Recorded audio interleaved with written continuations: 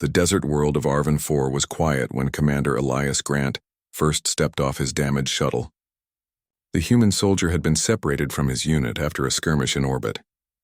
His orders were clear: survive, regroup, and wait for extraction. But Elias was not the kind of man who only thought of himself.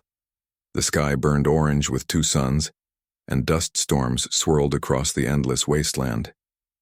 Elias adjusted the strap of his rifle and scanned the horizon. His shuttle had gone down near the outer territories of the Volari Empire. The Volari were aliens known for their strength, pride, and warrior traditions. Elias had never met them in person, but the briefings had made it clear they were not to be taken lightly. He started walking toward the faint smoke rising in the distance.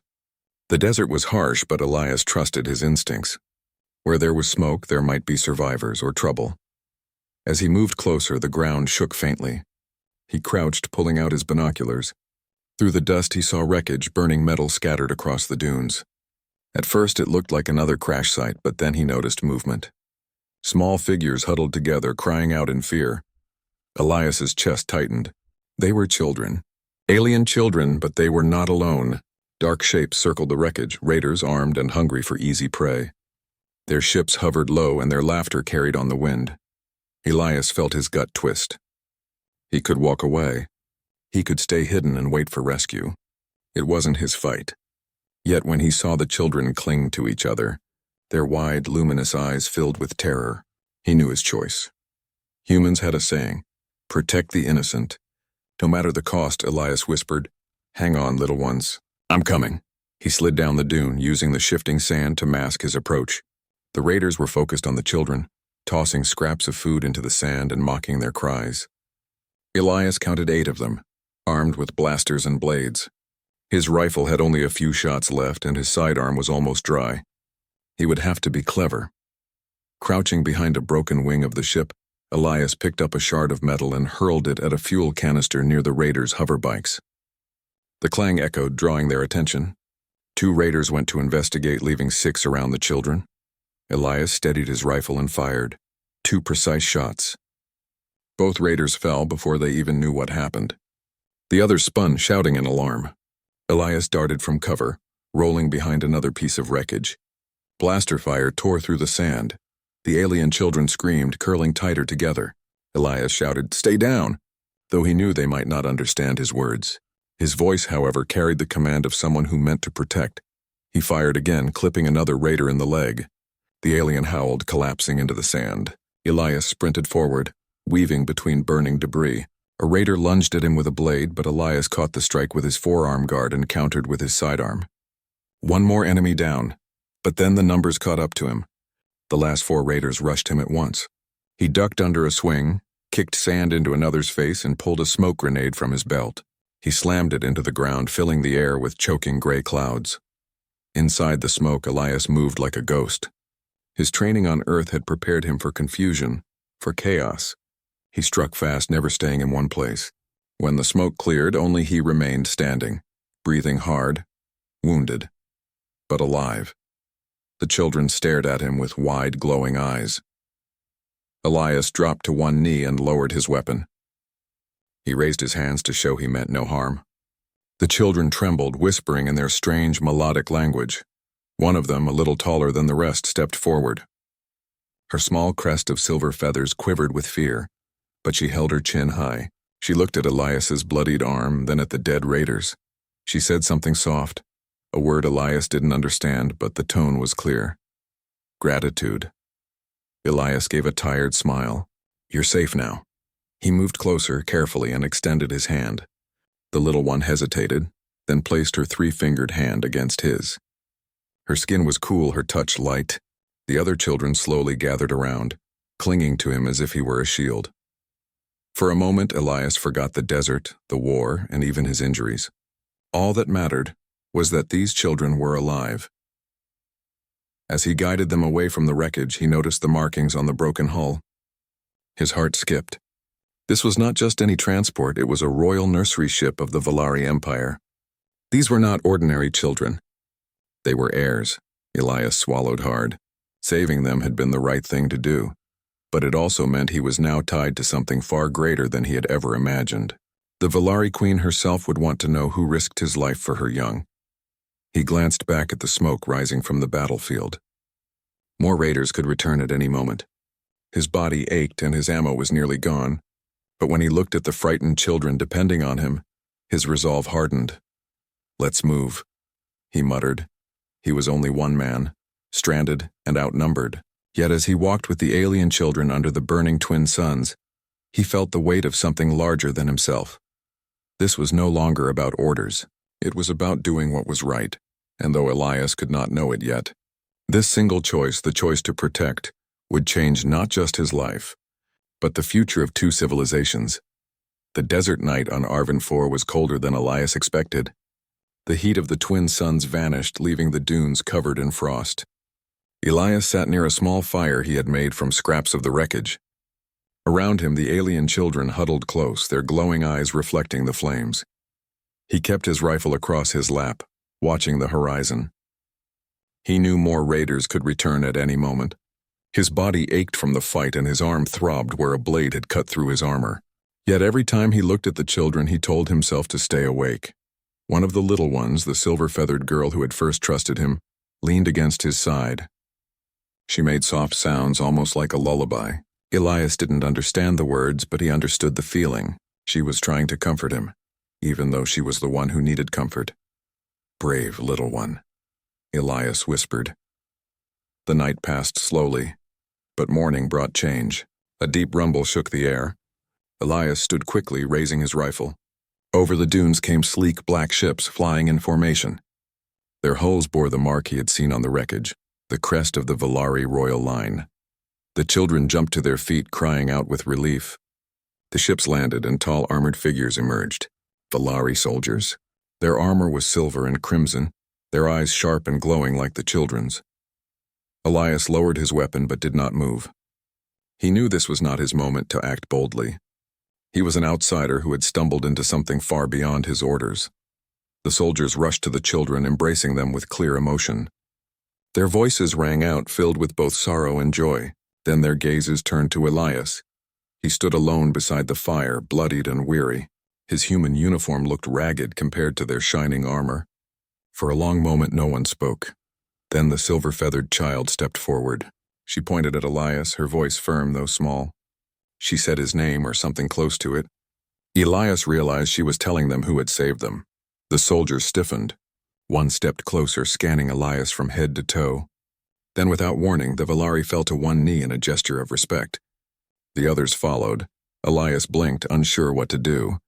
He had expected suspicion, maybe even hostility. Instead, he was being honored. The soldiers escorted Elias and the children aboard their ship. For the first time in days, Elias felt warmth and safety. Medical drones tended to his wounds, though he waved them off at first. "I'm fine," he muttered. "Look after the kids first." The soldiers exchanged glances, impressed by his words. The children, now reunited with their guardians, clung to him one last time before being guided to safety. The silver-feathered girl gave him a small pendant, pressing it into his hand. He understood. It was a token, a way of saying she would not forget him. As the ship lifted off, Elias looked out the viewport. The desert stretched endlessly behind them, hiding the battle he had fought. Ahead, the Valari capital world awaited. The journey was brief. Soon, Elias found himself standing before the grand palace of the Valari Queen. The palace shimmered like crystal, rising above a city of glowing towers and flowing bridges. The air was filled with music like hums, the sound of the city itself alive with energy. Elias walked between rows of armored guards, his boots echoing on the polished stone. He felt their eyes on him, studying, judging. A human in their sacred halls was rare, perhaps unheard of. At the end of the grand chamber sat the throne. Upon it was Queen Serenia of the Valari Empire. She was tall, her presence commanding yet graceful. Her eyes glowed brighter than any of her people, and her crest of feathers shimmered in shifting colors. A crown of woven light rested on her brow. Elias bowed stiffly. "Your Majesty." The queen studied him in silence. The chamber was so quiet that Elias could hear his own heartbeat. Finally she spoke, her voice like music mixed with thunder. "You are the human called Elias Grant." "Yes, ma'am," he said, his voice steady despite the weight of her gaze. You risked your life to protect my young. Tell me why." Elias took a slow breath. He knew his words mattered. The truth was simple, but sometimes simple truths carried the greatest weight. They were children, he said. Didn't matter if they were human. Oh. The chamber beyond the palace doors was dark, lit only by a faint violet glow from the walls. Elias Grant followed the guards in silence. His muscles ached, but his mind was alert. He had faced raiders on a desert world, survived alone and protected alien children, but now he realized the Valari trials would demand something different, something more than strength or skill. "Here is where your courage will be tested," one guard said in his melodic language, though Elias understood only bits and pieces. The tone, however, was clear, warning and expectation in one. The trial chamber opened into a vast arena. The floor shimmered like water, though it was solid under his boots. The walls were high, reflective, and seemed endless. In the center was a pedestal, and atop it rested a glowing crystal. The guard stepped back. The Queen's voice echoed through the chamber. "Commander Elias Grant," she said. "To earn the trust of the Valari, you must retrieve the crystal of courage. Many have tried. All have failed. You have one chance. Your actions will show your heart and mind, not only your body. Begin." Elias stepped forward cautiously. He had no idea what challenges awaited him, yet he did not falter. In human terms, the trial sounded impossible, but he had learned long ago that impossible was only a word. Immediately, the floor shifted beneath his feet. Panels rose and fell, creating jagged platforms over a chasm of shadow. Elias jumped and balanced, keeping his footing. The chamber seemed alive, changing with each step he took. From above, mechanical guardians descended, Valari constructs designed for combat and testing. They moved with precision, their arms ending in bladed appendages. Elias ducked and rolled, his human agility helping him avoid strikes. His rifle was of little use here, so he relied on quick thinking and reflexes. He noticed a pattern. The constructs moved in a repeated sequence. Timing became his ally. He leapt forward, narrowly avoiding a swinging blade. One misstep, and he would have fallen into the black chasm below. As he progressed, the arena changed again. Walls rose to block his path, forming a labyrinth. The air thickened, and strange sounds echoed from unseen places. Elias paused, listening carefully. The Valari trials were not only physical. They tested perception, intellect, and courage under fear. Ahead, he spotted glowing symbols on the walls. Remembering his training in code breaking and pattern recognition from human military exercises, he deduced their meaning. They were a sequence, a map to navigate the maze. Step by step, he followed the symbols, carefully avoiding traps. Pressure plates sent darts shooting across the floor. Hidden blades swung from the walls. Each challenge tested his body and mind. He fell twice but rose each time, grit fueling his determination. Halfway through the trial, Elias reached a chamber filled with illusions. The air shimmered, and suddenly he saw the faces of the alien children he had saved, crying in danger again, being attacked by raiders. His heart pounded. He wanted to rush forward, but the floor melted into a void beneath him. One wrong move and he would fall. Elias closed his eyes and took a deep breath. The human instinct to act first and think later rose within him, but he stopped himself. Patience and clarity were now his weapons. He imagined the children safe, and then he focused on the path that would reach them. The illusions wavered, and he realized the chamber tested his mind and emotions, not just his body. He walked calmly through the illusions, ignoring the emotional traps. At the far end, the illusions dissolved, leaving only the glowing pedestal in the center. The final test was the hardest. The crystal hovered above a pit of swirling energy, radiant and beautiful, but alive with a force that seemed to pull at him. To reach it, he had to step onto a platform suspended in the void. The platform wavered as if it would vanish under him. Elias steadied himself. His human hands gripped the edge. He could feel the pull of the crystal, both a lure and a warning. His mind raced. One wrong move and he could fall into the endless void. Yet he refused to look away. The children's faces flashed in his mind. He reminded himself, courage is not the absence of fear, but the choice to act despite it.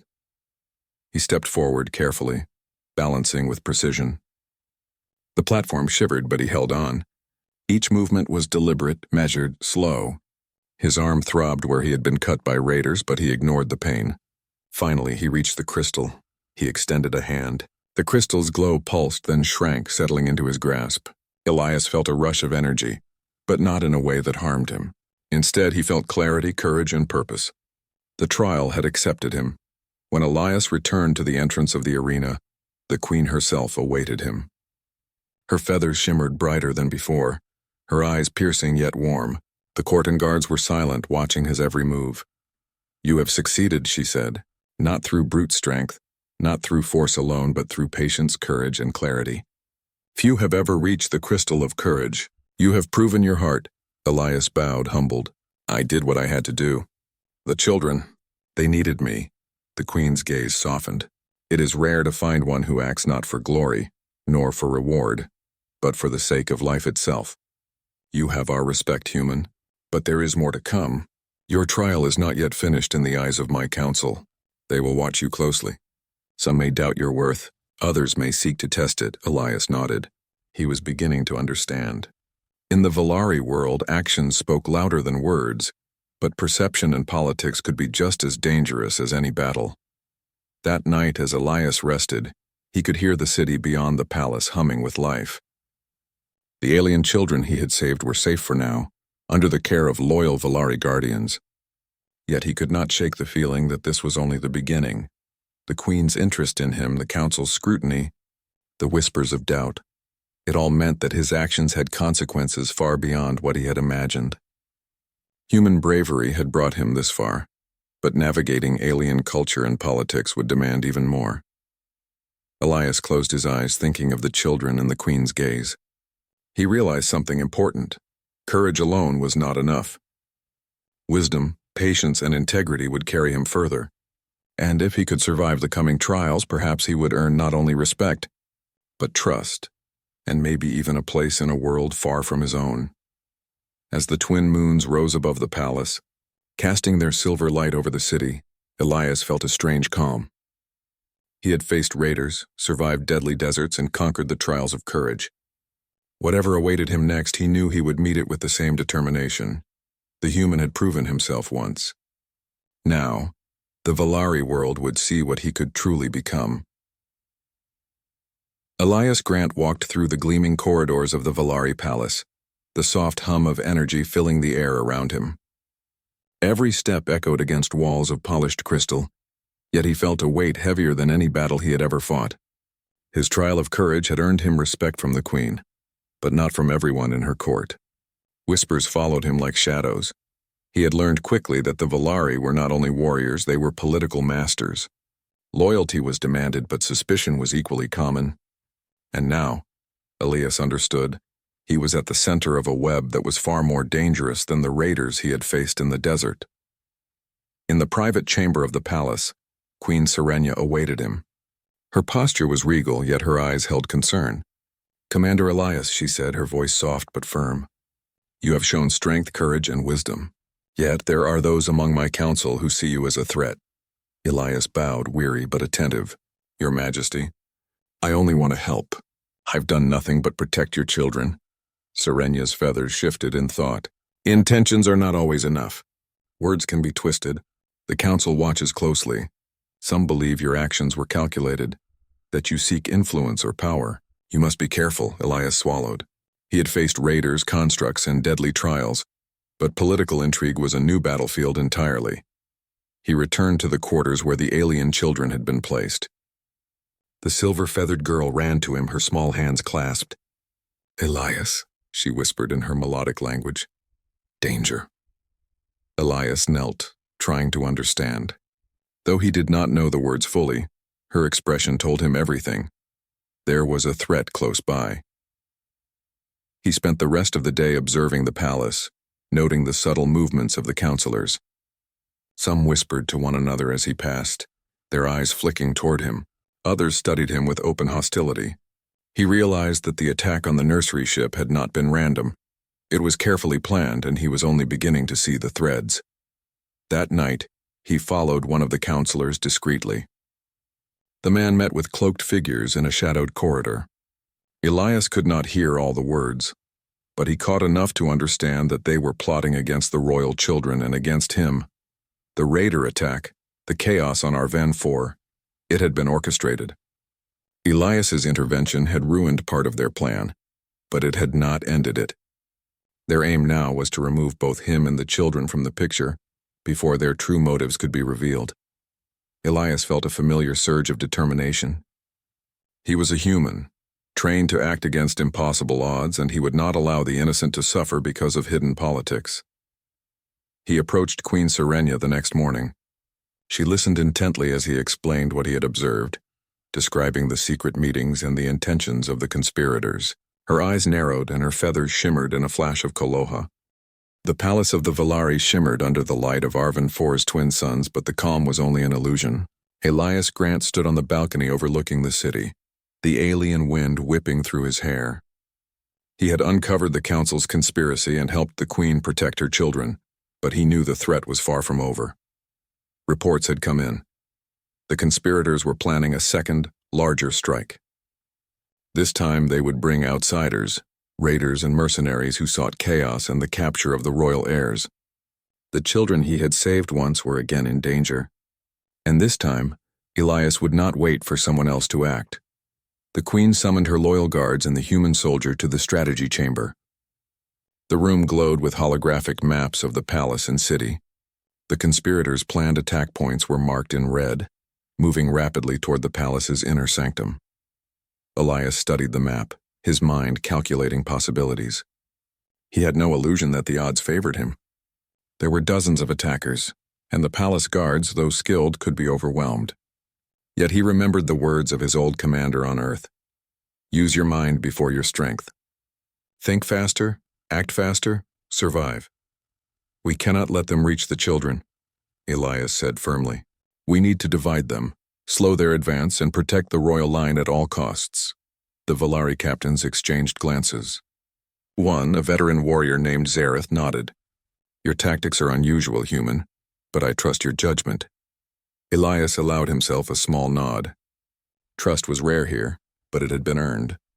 As the conspirators' forces approached, alarms rang throughout the palace. The city's defenders readied themselves. Blaster turrets hummed to life, energy shields formed, and the queen's loyal soldiers took their positions. Elias led a small team to intercept the raiders before they could breach the palace. The desert beyond the city was dotted with the enemy, their ships hovering low, weapons charged. Elias crouched behind a rocky outcrop with the Valari soldiers at his side. Remember, he said, don't fight all at once. Draw them in, divide them, then strike. The soldiers looked at him uncertain at first, but then followed his lead. Humans were rare in Valari strategy, and his unorthodox methods had already saved the palace once. The first clash was sudden. Raiders surged forward, their blasters cutting through the desert dust. Elias darted from cover to cover, firing with precision. The Valari soldiers followed his commands, flanking the enemy and using the terrain to their advantage. Elias noticed a group trying to bypass the main defense to reach the palace gates. Without hesitation, he sprinted toward them, rolling under blaster fire and using the sand to mask his approach. With a quick move, he disabled the hovercraft carrying the attackers, causing it to crash in a plume of fire and smoke. The soldiers cheered silently, their respect for him growing with every successful strike. Elias felt the familiar thrill of battle, tempered by the knowledge that this was about protecting the innocent, not seeking victory for glory. Inside the palace, the children had been moved to a hidden chamber. The silver-feathered girl watched through a small viewport, her glowing eyes wide with fear and hope. She had learned to trust Elias completely. Elias, she whispered to herself, bring them back safe. Elias moved with careful precision. Every step mattered. Every decision could save lives or cost them.